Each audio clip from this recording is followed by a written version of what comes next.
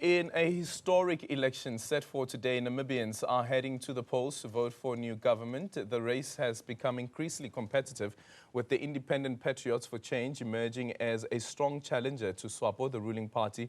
For the past 34 years, the election could bring a wave of change, either ushering in the fresh leadership or making history with the election of the country's first female leader. Let's now dive into some of the key developments and what is pivotal at this pivotal moment and what it means for Namibia's future. We are joined by Swapo's Deputy Secretary General, Uahekua, Herunga, as well as a journalist, Esther Mabethera, who is joining us actually from one of the voting polls. Esther, very good morning to you. Let's start off with you. Tell us about what the mood is like ahead of the elections and also where you are currently based, that polling station.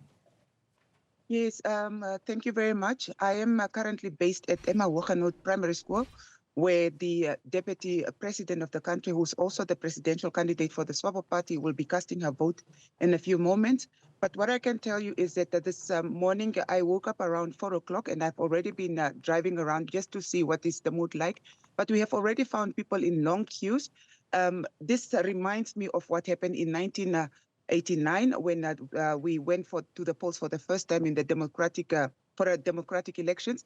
But this morning, a lot of people were already in the queues with their camping chairs and their water bottles to keep hydrated, because also the weather isn't on our side today. We have very few clouds, and so we're expecting it to be very sunny. Yesterday already we were experiencing about 22 degrees Celsius around 8, 9 in the morning, and by 9, 10, it was already about 34, 35 in the capital. But the mood, to be honest, is that everybody is really somehow excited to just go out and cast their votes, whether it is for the opposition or whether it's the ruling party currently in power. But people are going out. I've also seen at some polling stations where people were being bussed in or been brought in with cars by family members, and they've been dropped off, and cars were just pulling people in so that people can cast their votes as early as possible. Because today also in Namibia, it is a public holiday, so people are not going to work, but the essential services are, of course, going to work. But it's kind of a mood where people are looking forward to vote. People are looking forward to vote. Let's bring into the conversation Uahekua, who is Swapo's Deputy Secretary General. Thank you so much for making time for us this morning. How are you feeling? How's Swapo feeling this morning as there are these reports of a possibility of Swapo losing its majority, which it has enjoyed since the independence of the country? A very good morning to you. Yes, very good morning, dear brother. We are very much excited as a party. We are totally confident that we will retain our lead, or the power to lead this nation. The people of Namibia have a total trust in the Swapo party.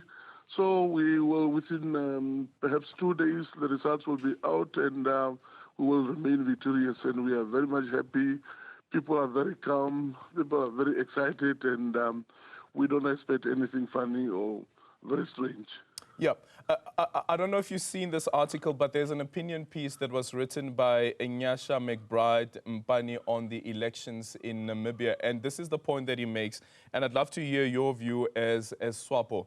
So the point that he makes is that Kamala Harris's loss in the United States, the recent loss of Kamala Harris in the United States, doesn't bode well for Swapo's first female presidential candidate. And here we're speaking about the Vice President, Netumbo. What's your assessment of this? Do you think that that would have any impact at all? And do you believe that Namibians are ready to be governed by a woman as the president? First of all, the situation between Namibia and USA is totally different. We have got a total political background. We don't have any similar to that one of USA. So people of Namibia are very much ready. And remember that Swapo party has been the ruling party of this country, and the female presidential candidate has been overwhelmingly elected at the Congress as actually a successor of our late President, Dr. Hage. And we are very much confident. We have been everywhere. We have received a massive support from all 14 regions of the country. So we have got no reason whatsoever for us to be compared to the political situation in the USA. We are totally different. Okay, but you do believe that Namibians are ready for a woman president? 100% ready. Namibians are very ready, 100% ready, and those who have happened to write those articles are perhaps trying to make some people believe in that manner, to persuade Namibians to believe in that manner. But that is totally, wrong perception, wrong views. We have got no history that is linked to that one of USA. Okay, and Esther, I want to hear your take around this and the debates that have been happening leading up to the elections. On the one end, if the vice president does become victorious in these elections, it becomes not only a story for Namibia, but for the entire SADC region. But she's also facing a strong contender in the face of Dr. Itula. The thing is that, okay, Netumbo Nandi-Ndaitwah is she's the second woman to actually contest in the elections. Before we had Esther Munyangwe from the Namibia United Democratic Organization, NUDO, who also contested as the first female presidential candidate. But this time around, being Netumbo, there has been a lot of questions also because of her of her health, but that where people are saying that she's a bit old to contest now, but there are those that are also saying, look, there is nothing wrong with having an elderly person contesting in the elections because the current president is 82 years old. The late president was already also in his 80s. The previous presidents that we had, they all got into power when they were also over the age of 60. So there is this whole thing that was going on around her, about her being a woman and that women should be going home and all of these questions. But however, there is a lot of people that have rejoined the ruling party. And those that we have spoken to, they are all saying they are joining the ruling party because of her leadership principles. The question around the opposition party is the issue of especially Dr. Itula, who's the strongest contender at the moment. The issue is that he has not been in the country since independence. He only returned to the country in 2013, but then when he returned to the country, there wasn't much of his activities that were seen around. And then the last straw was the interviews that was held this week, both by the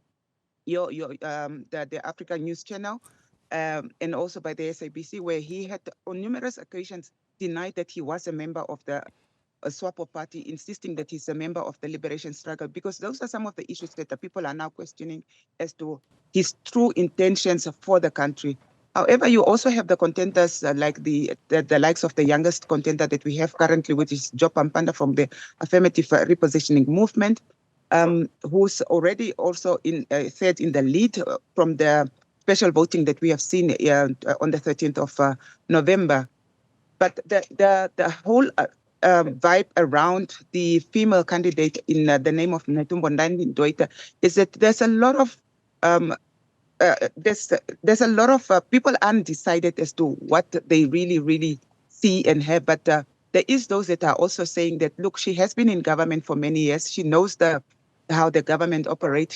She has started the gender desk, which was just a department within the office of the presidency in the regime of President Sam Nujoma at the time, which she has worked hard for until it became a ministry eventually, which currently is the Ministry of Gender and Social Welfare. And currently she is the vice president of the country as well, and the vice president of the party. Okay. Uahekua, because we are running out of time, I just quickly want to rush these two questions past you. One, can you confirm that indeed Dr. Itula was a member of Swapo? That's obvious. Every single Namibian, there is no single Namibian at all who has got a doubt whether Dr. Itula was a member of the Swapo party or not. First of all, even after 2013, when he came back to the country, he has been at the Swapo previous congresses. He has been in Swapo party activities, actually supporting some candidates who have contested against our late president, Dr. Hage Geingob. He has been on record, and he has been also a lecturer at the Swapo party school. And actually, the lecturers at the Swapo party school are card-carrying Swapo party members, actually the caterers, senior party members. There's no single Namibian who can actually question whether he was a Swapo party member or not. He was a Swapo party member, and he was expelled by the Central Committee, also the Swapo party, the highest decision-making body of the Swapo party between congresses, and I'm part and parcel of the Central Committee, and I was there, and before we expel a person, we look at the comrades' documentations, look at the headquarters file, his files, membership cards, and when he joined the Swapo party, the history of the person before the recommendation is being made to the Central Committee. That's why he was actually fired from the Swapo party. He was indeed a Swapo party member. Okay, which of course he has denied in that interview that we had with him as well. But a quick final one is on, so you say that the election results could be declared within 2 days after the elections. Is Swapo ready to hand over power peacefully so if it loses these elections? And I'm also asking this on the basis of what the Electoral Commission has said, that Namibia has had a history of peaceful elections, but you are also facing a very difficult challenge now, the possibility of losing power. Is Swapo in a position to say that if it loses power, it will hand over power peacefully so? Actually, you are asking a very good question, perhaps to a wrong person, because I'm speaking as a Deputy Secretary General of the Swapo Party. So there is no possibility whatsoever for the Swapo Party to lose power. Nothing, no possibility. So sure. Your question is... I understand that, but I'm asking if it does happen, will Swapo be handing over power peacefully so? Yeah, actually, you are asking me whether I'm alive or dead while I'm talking to you. I'm not dead. I'm alive. So if you ask me,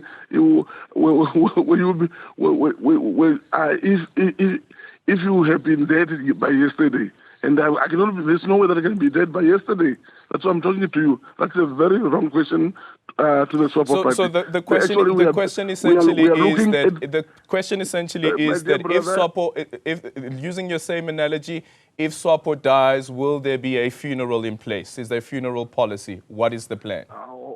Obviously, whether there will be a funeral, if somebody is dead, then obviously the funeral will be there. Okay. Yeah. So you will be handing over power peacefully? It's the wrong question. Call me after 2 days. It's a matter of 2 days. Call me back. We will obtain a 2/3 majority, more than that. A 2/3 majority. Okay, thank you so much for making time for us. That was Swapo's Deputy Secretary General there.